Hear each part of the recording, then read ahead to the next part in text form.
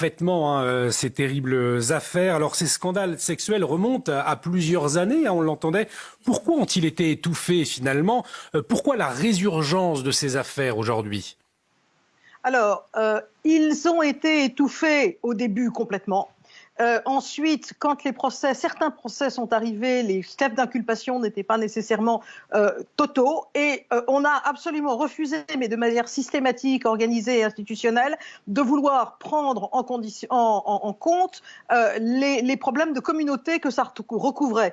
Et en particulier, quand on parle de ne pas se comporter comme des racistes, on sait que les perpétrateurs, les auteurs de ces crimes, traitaient ces filles de poubelles, ils les traitaient d'ordures, ils les traitaient de toute façon de putes, et que ces petites filles de 10 ans, ces jeunes filles de 14-15 ans, ont été absolument abandonnées, à tel point que quand parfois leurs parents allaient à la police, la première chose que la police disait, c'est « vous nous faites des accusations racistes, c'est vous qu'on va arrêter ». Ah, c'est absolument épouvantable. Donc, c'est bien l'identité des auteurs qui a joué un rôle dans l'étouffement de ces affaires, très clairement, à vous entendre, hein. Ah oui, absolument. Mais je pense que c'est pas à m'entendre moi particulièrement.